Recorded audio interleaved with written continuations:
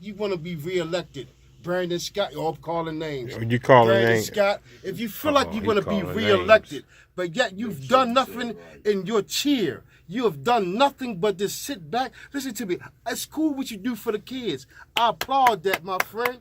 But when it's people, when it's real people out here dying, and you feel like that you have the solution, but you haven't implemented yet, when? So you saying Brandon Scott Man, our chips. is not agreeing with this? Have you ever seen Brandon done something for the people? You live in I'm Baltimore. asking You answered that question. I'm telling you no. Is it agreeing with you. saying no? I'm telling you Well, no. Brandon Scott has been fully briefed on this. We briefed him back, I think, in December, right?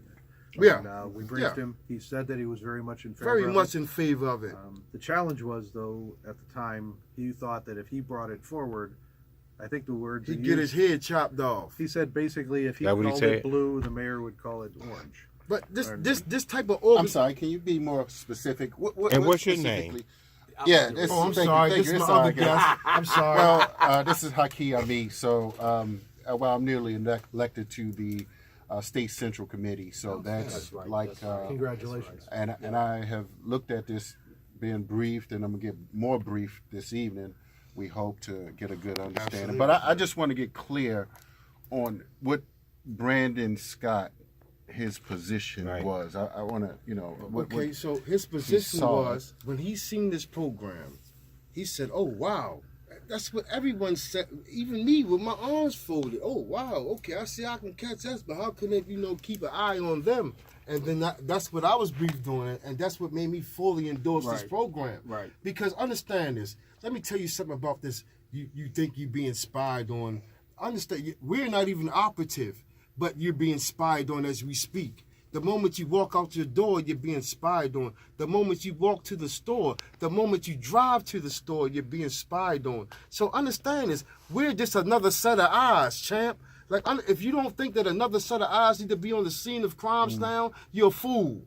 You're a fool to take the police report.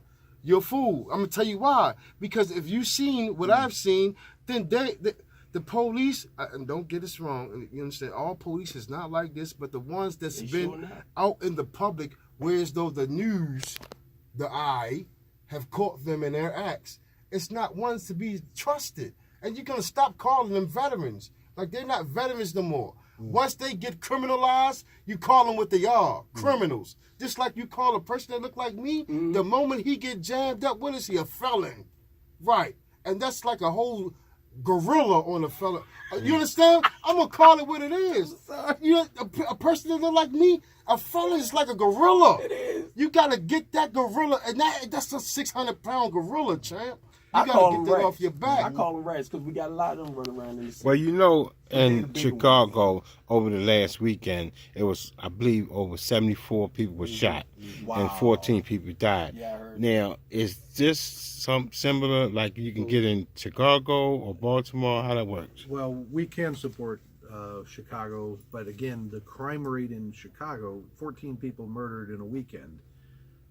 Because they're 4.5 times our size, there were 4 people murdered in Baltimore this weekend. Right. And that 4 people, if we had the same population as Chicago, equates to 18 people being murdered. So even when Chicago makes national news because they had 14 people murdered, we would have had 18 people murdered had we been the same size as Chicago.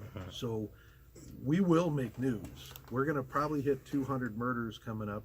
We're right now. We've done 30 more. We're probably going to hit 200 murders very close to the end of August or early September, and right now we're just beneath where we were in 2016, where we ended up with 318 murders. Right. So when people say to me, "We not as bad as we was last year," you're kidding me. Right. You got to be kidding me. Every time, I don't know if people watching what I'm watching, but every time I turn on my television, there's at least one black man dead. 410-481-1010, call-in number, 410-481-1010. Ask any questions. Archie, I just want to say this in reference to the 347 murders Last year.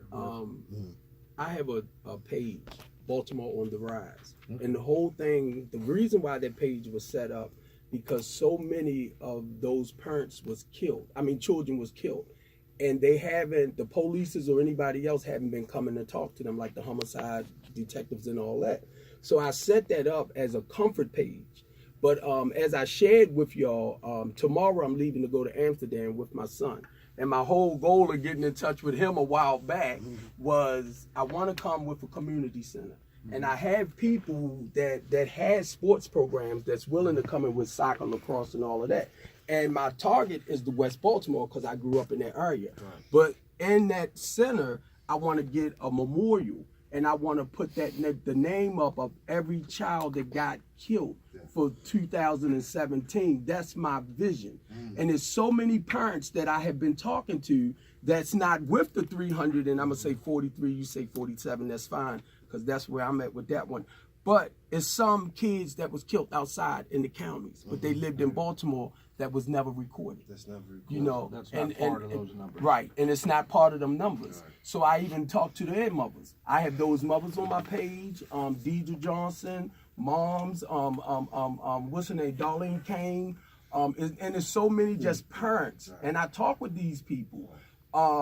My whole goal to reaching out, and I'm a jack of his name, Haki, is because I wanted to get some powerful men to help back this up. Right. You know, where we can go out there and help these people on the corner find jobs, find get their GEDs, take up a trade and stuff like that. And I got a message, and I'm gonna shut up. I got a message when he says something about Taylor father, and I watched that man look at his daughter for the last time. That tore me up. That tore me up. You would tear any father up, man. I understand this. I feel the man's pain. God forbid if I have to be that father. And I'm not going to wait to if I have to be that father to stand up and say enough is enough. You know, what life is going, how many lives, okay, so a question was asked to me, you know, because I said, okay, tell us, this is a 7-year-old baby. Had nothing to do with nothing. Nothing. Just in the back seat, getting a ride home. Had nothing to do with nothing. And yet she is murdered. That is enough. That is more than enough for me right now to say enough is enough. I'm not going to wait till it's mine, yours, or Hakeem's, or Ross's, or Larry's. You understand? Larry has a beautiful little girl out here. So I'm not going to wait for his Larry's to say enough is enough. I don't know who was crying the worst, me or Larry. I seen the whole line. I didn't know who was crying the worst. I just said it this way. No, man. I'm tired of sitting back or sitting down and just turning on the news and watching one guy got killed off of. It's apparent that we're not thinking. It's apparent that we are not thinking to our best benefit. Right now, we're thinking like we're on survival mode. You understand what I'm saying? So listen to me. I challenge to everyone that feel like they're on survival mode right now. Give me a call. I can cushion that pillow for you. 443-415-4140. That's your cell number? Feel like, man, that's my cell number, champ. I ain't playing. What is it? 443-415-4140. I'm not playing. I'm a hands-on type of guy. You feel what I'm saying? So if I feel like I can't reach you hands-on, I'm going to send Ross to you. Speaking of which, Archie has been dragging us all over the place. I think we've held, it's 18. And then another one tonight. Oh, 19. Oh, this make 19. Yeah, I'm losing track. I've been out here 27 times since Christmas. And again, we come out because Archie and his group, the Community with Solutions, has been setting up these meetings with various community groups. And I'll tell you, every time we present it, the biggest question we ask is, why aren't we doing this? Where is that? When people actually see the program, they say, well, I'm not worried about that. Because what they see is these little dots that we only go to where a major crime has been committed. And we follow these little dots, and you can't tell anything about a person. You can't tell what color they are. You can't tell if they're man, woman, or child. The only reason we know they're a person and not a bush is they run across a sidewalk. The only reason we know they're a person and not a dog is they tend to get into a car and drive. And then they drive like a bat out of hell as they go across the city, running stoplights and red lights and stop signs. And, oh, by the way, when you back them up before that, you'll be amazed at the number of people who circle around the block 3 times before they shoot people. And before they go rob places, you'll be amazed at how many people go put $5 worth of gas in their car. And so again, we provide information. I know there was this one rape that we watched here in Baltimore. The only place we were able to get an image of the person was at an ATM machine up at Mondawmin Mall before he went and committed it. And so that's the type of information we're able to provide. And if they knew that was there, we hope that people would think twice before they did it. And, just don't do it. And if we can deter crime, we save two people. We save the perpetrator and the potential victim. Right. But it's even better. It gets better than that, because now you also don't have two impacted families. You don't have the kids missing their parents. We're gonna get to that one. We're gonna get to that. The families, because Right. I said it every week. When you get to beefing, and I want my people to understand this clearly. When you beef, you take a chance of both families being wiped out. So, man, I want to. If I got to sit here and invest in a boxing ring, where people just get things off their chest and go to the ring and Yep. get it in, Yep. then so be it. But picking up the gun, you are basically erasing us. Wow. Not just yourself, you erasing us. You know what I'm saying? Like let's be clear. Like you have to understand that you are just not just you. You represent a part of a people. You know what I'm saying? So once you realize who you are and what you represent, you're not gonna try to erase yourself. You know what I'm saying? And that's what I say. But before I get past the subject, I want Ross to break down the categories. Like understand, because people are like, man, look, I gotta sit on the corner because I gotta feed my daughter. I gotta sit on the man. Listen to me. From everyone that I've met on that block, don't even want to be on that block. Yeah. But because they don't have the proper opportunities, that's why they're there. But we're not even looking at you guys there. That's let's be clear. You guys are doing what you have to do. I'm not looking at you. Who are you looking at, Ross? We basically look at shootings, stabbings, aggravated assault, armed robbery, arson, and a few other Part 1 crimes. To be honest with you, in Baltimore, drug distribution, unfortunately, is considered a Category 3 crime. So they typically don't even send officers out to look at it. And, so we don't have we're not going to look at that, because to be honest with you, some days we had 3, some days we had 4 shootings that we were investigating. And to be honest with you, we just don't have the resources to look at all the crimes that are captured within the images. And we only look at the crime that the community has given us permission to look at. And so we try not to, we don't go beyond it. That's great.